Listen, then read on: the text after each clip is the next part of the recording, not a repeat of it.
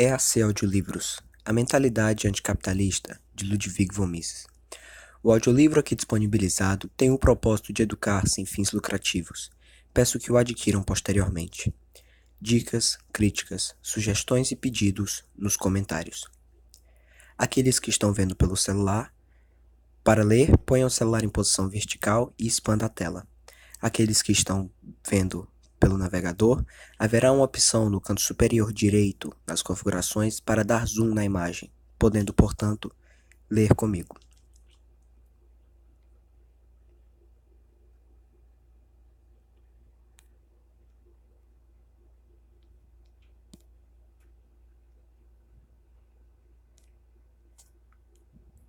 A mentalidade anticapitalista, Ludwig von Mises. Sobre a obra. A presente obra é disponibilizada pela equipe Lê Livros e seus diversos parceiros com o objetivo de oferecer conteúdo para uso parcial em pesquisas e estudos acadêmicos, bem como simples teste de qualidade da obra, com o fim exclusivo da compra futura. É expressamente proibida e totalmente repudiável a venda, aluguel ou quaisquer uso comercial do presente conteúdo.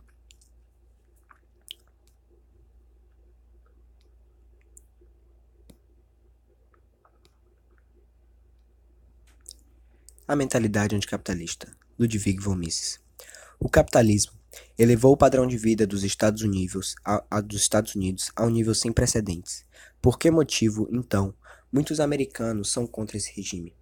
Ludwig von Mises, renomado economista liberal, analisa aqui, de modo incisivo, as causas e consequências dessa tendência anticapitalista. O que faz com que muitos se sintam infelizes sobre o regime capitalista, diz o professor Mises, é precisamente o fato de o capitalismo garantir a todos a oportunidade de obter os cargos mais almejados. Nesse tipo de sociedade, o homem que não viu suas ambições totalmente satisfeitas procura um bode expiatório que possa ser responsabilizado por suas próprias falhas.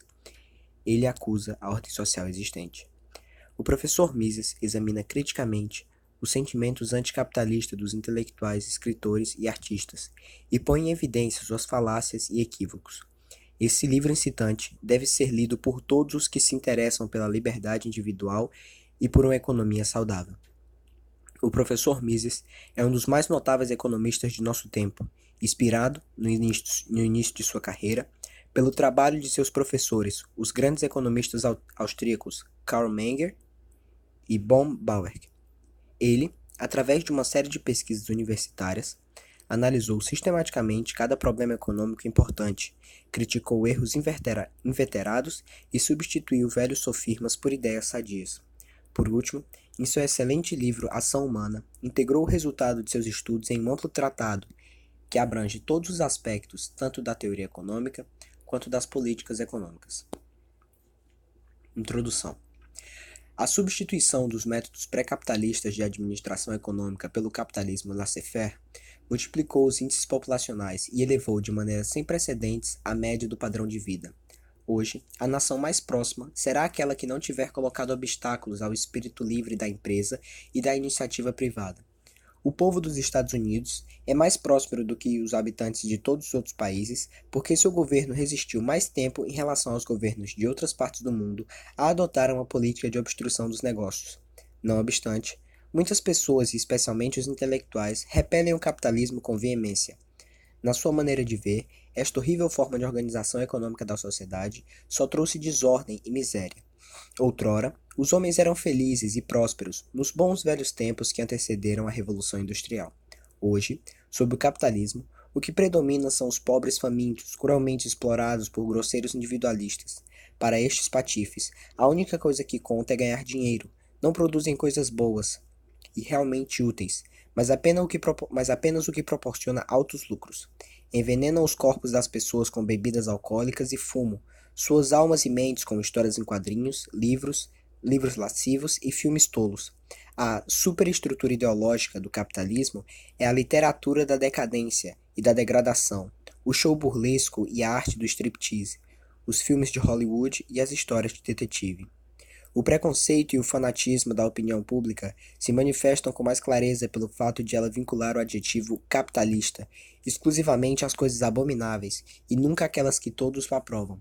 Como poderia o capitalismo gerar coisas boas? Tudo que tem valor foi produzido apesar do capitalismo, mas as coisas ruins são excrescências do capitalismo. A finalidade deste ensaio é analisar essa tendência anticapitalista e revelar suas causas e consequências. Capítulo 1. As características sociais do capitalismo e as causas psicológicas de seu descrédito. O consumidor soberano. A característica essencial do capitalismo moderno é a produção em massa de mercadorias destinadas ao consumo pelo povo. O resultado é a tendência para uma contínua melhoria no padrão médio de vida, o enriquecimento progressivo de muitos. O capitalismo desproletariza o homem comum e o eleva à posição de burguês. No mercado de uma sociedade capitalista, o homem comum é o consumidor soberano, aquele que, ao comprar ou se abster de comprar, determina, em última análise, o que deve ser produzido e em que quantidade. As lojas e fábricas que suprem exclusiva ou predominantemente os pedidos dos cidadãos mais abastados, em relação a artigos de luxo, exercem apenas um papel secundário no cenário econômico do mercado. Elas nunca atingem a dimensão da grande empresa. As grandes empresas servem sempre, direta ou indiretamente, as massas. É esta ascensão das multidões que caracteriza a radical mudança social efetuada pela Revolução Industrial. Os desfavorecidos, que em todas as épocas precedentes da história formavam os bandos de escravos e servos, de indigentes e pedintes, transformaram-se no público comprador por cuja preferência os homens de negócios lutam. Tornaram-se os clientes que estão sempre com razão, os patrões que têm o poder de tornar ricos fornecedores pobres, e pobres os fornecedores ricos. Na estrutura de uma economia de mercado não sabotada pelas panaceias do governo e dos políticos, não existem grandes nem nobres mantendo a ralé submissa, coletando tributos e impostos, banqueteando-se suntuosamente, enquanto os servos devem contentar-se com as migalhas. O sistema de lucro torna prósperos aqueles que foram bem-sucedidos em atender às necessidades das pessoas, da maneira melhor e mais barata possível. A riqueza somente pode ser conseguida pelo atendimento ao consumidor. Os capitalistas perdem suas reservas monetárias se deixarem de investir no tipo de produção que melhor satisfaz as solicitações do público. No plebiscito diário e contínuo, no qual cada centavo dá direito a um voto, os consumidores determinam quem deve possuir e fazer funcionar as fábricas, lojas e fazendas. O controle dos meios materiais de produção é uma função social, sujeita à confirmação ou à revogação.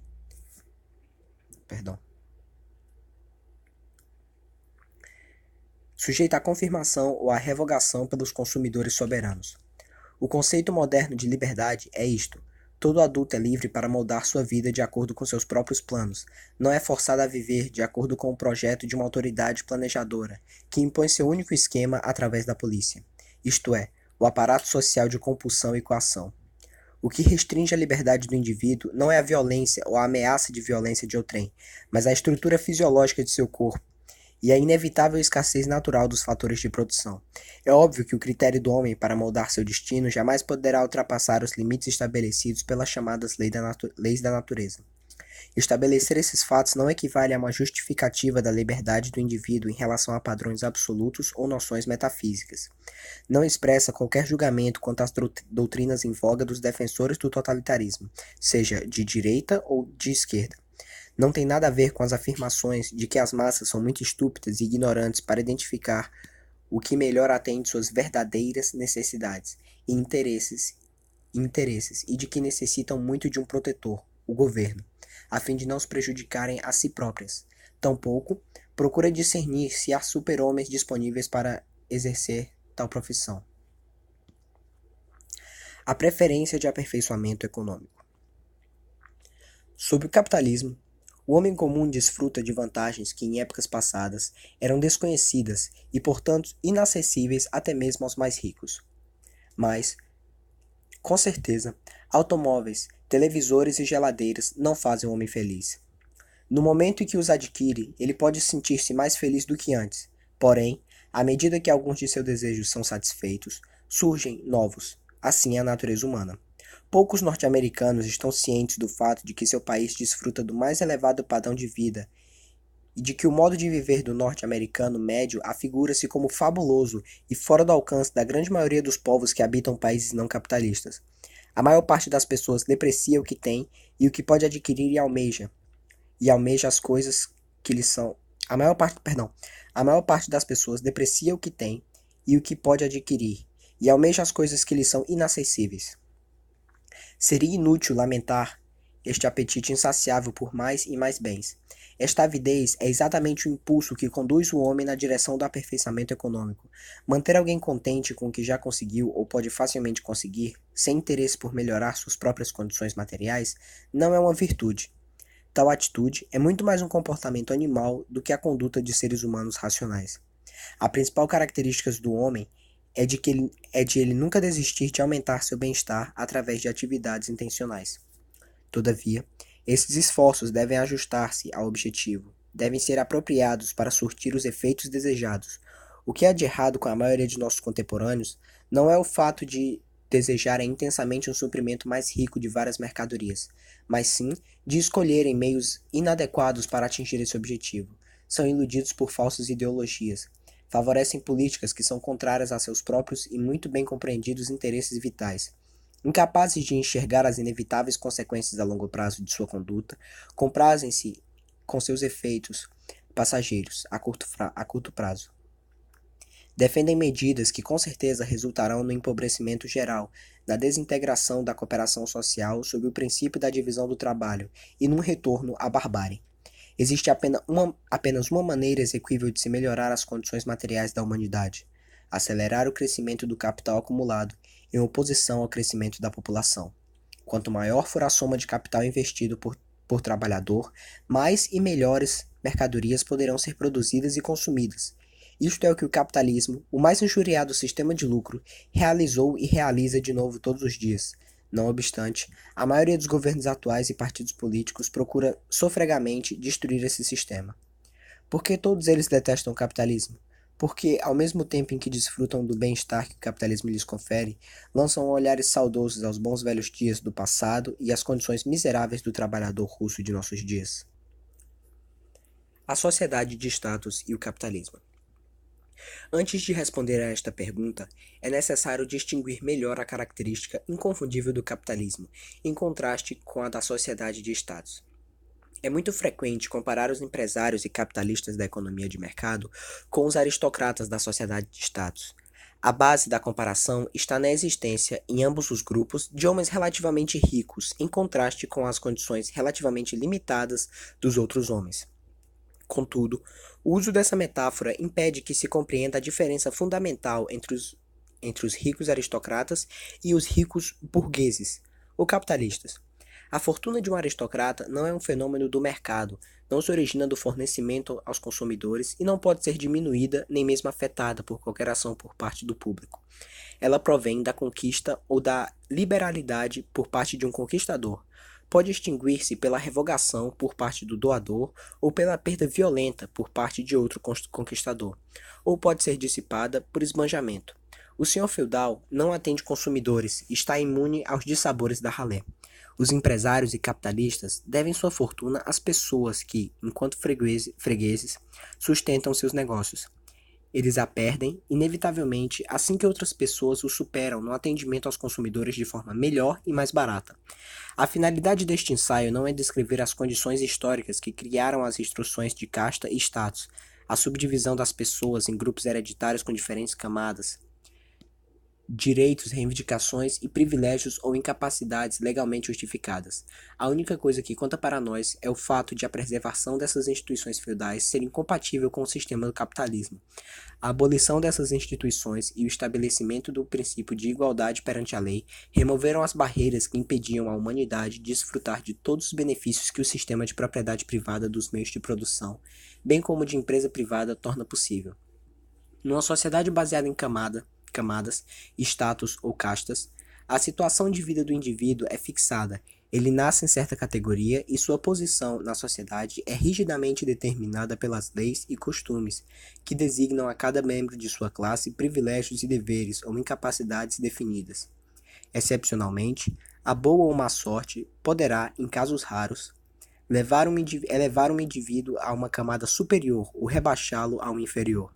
Porém, via de regra, as condições de cada membro de uma ordem ou camada definida somente poderão melhorar ou piorar com uma mudança nas condições de todos os seus membros. Fundamentalmente, o indivíduo não é o cidadão de uma nação, ele é membro de um Estado, stand, État, e somente como tal, indiretamente integrado no corpo de sua nação. Ao entrar em contato com um compatriota pertencente a outra camada, não se sente em comunhão com ele. Percebe apenas o abismo que o separa do status da outra pessoa. Essa diferença refletiu-se na linguística, bem como nos usos indumentários. Sobre o ancien regime, os aristocratas europeus falavam, de preferência, francês. O terceiro estado usava o vernáculo, enquanto as camadas inferiores da população urbana e os camponeses apegavam-se aos dialetos locais, jargões e gírias, quase sempre incompreensíveis para as pessoas cultas. As várias camadas vestiam-se de modos diferentes, ninguém deixava de reconhecer a qual camada pertencia até um estranho.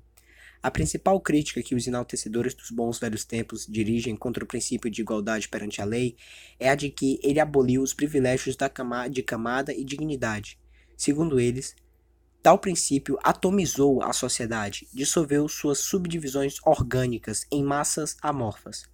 Essas massas agora dominam, e seu materialismo mesquinho superou os padrões nobres das épocas passadas. O dinheiro é rei. Muitas pessoas sem valor desfrutam de riquezas e abundâncias, ao passo que pessoas de mérito e valor seguem de mãos vazias. Esta crítica tacitamente supõe que, sob o ancien regime, os aristocratas se distinguiam por sua virtude e que deviam sua posição e rendimento à superioridade moral e cultural. Torna-se muito necessário, por fim, a esta fábula. Sem expressar qualquer julgamento de valor, o historiador não pode deixar de enfatizar que a alta aristocracia dos principais países europeus era descendente dos soldados, cortesãos e cortesãs que nas lutas religiosas e constitucionais do século XVI e XVII sabiamente puseram-se dos lados dos que permaneceram vitoriosos em seus respectivos países. Se, por um lado, os conservadores e os inimigos progressistas do capitalismo discordam em relação à avaliação dos antigos padrões, por outro, eles concordam plenamente em condenar os padrões da sociedade capitalista. A seu ver, quem conquista fortuna e prestígio não são as pessoas de reconhecido valor, mas sim as frívolas e inúteis. Ambos os grupos parecem desejar a substituição dos métodos manifestamente injustos vigentes sobre o capitalismo laissez-faire por métodos mais justos de distribuição. Ora, nunca se contestou que, no capitalismo, sem obstáculos, saem-se melhor aqueles que, do ponto de vista dos padrões de valores eternos, devem ser os preferidos. Externos, eu creio. Houve um erro de digitação. Saem-se melhor aqueles que, do ponto de vista dos padrões de valores externos, devem ser os preferidos. O que a democracia capitalista de mercado faz não é premiar as pessoas de acordo com seus verdadeiros méritos, valor próprio e dignidade moral. O que torna um homem mais ou menos próspero não é a avaliação de sua contribuição a partir de um princípio absoluto de justiça, mas a avaliação por parte de seus semelhantes que aplicarão somente o critério de suas necessidades, desejos e objetivos pessoais. O sistema democrático de mercado é exatamente isto: os consumidores são supremos, isto é, soberanos. Desejam ser satisfeitos. Milhões de pessoas gostam de beber Pinca-Pinca, uma bebida preparada pela multinacional Pinca-Pinca Company. Milhões gostam de histórias de detetive, filmes de mistério, jornais que trazem histórias em quadrinhos, touradas, lutas de boxe, uísque, cigarros e goma de mascar. Milhões elegem governos ávidos para armar e patrocinar a guerra. Assim, os empresários que fornecem de forma melhor e mais barata todas as coisas necessárias à satisfação desses desejos tornam-se ricos. O que conta na estrutura da economia de mercado não são os julgamentos acadêmicos de valor, mas as avaliações verdadeiramente manifestadas pelas pessoas ao comprar ou deixar de comprar. Para quem reclama da injustiça do sistema de mercado, cabe somente um conselho. Se quiser enriquecer, tente satisfazer o público, oferecendo-lhe algo mais barato ou de que ele goste mais. Tente superar a pinca-pinca fabricando uma nova bebida. A igualdade perante a lei lhe dá o poder de desafiar qualquer milionário. Será, num mercado não sabotado por restrições impostas pelo governo, culpa exclusivamente sua se você não sobrepujar o rei do chocolate, a estrela do cinema e o campeão de boxe. Mas se você, em vez das riquezas que talvez conseguisse ao escolher o ramo do vestuário ou do boxe profissional, preferir a satisfação obtida ao escrever poemas ou filosofia, está livre para agir assim. Então, com certeza, você não ganhará tanto dinheiro quanto os que servem à maioria das pessoas, porque essa é a lei da democracia econômica de mercado. Aqueles que satisfazem um número menor de pessoas conseguem menos votos, dinheiro, do que aqueles que satisfazem os desejos de mais pessoas. Na caça ao dinheiro, a estrela de cinema supera o filósofo, os fabricantes de pinca-pinca superam o compositor de sinfonias. É importante entender que a oportunidade de competir pelas recompensas que a sociedade tem para distribuir é uma instituição social. Ela não pode remover ou aliviar as desvantagens inatas, como as quais a natureza discriminou muitas pessoas. Não pode alterar o fato de que muitos nascem doentes ou se tornam deficientes no correr da vida. O equipamento biológico do homem restringe de forma radical o campo em que ele irá agir. A classe daqueles que têm condições de pensar por si está nitidamente separada da classe dos que não têm essas condições.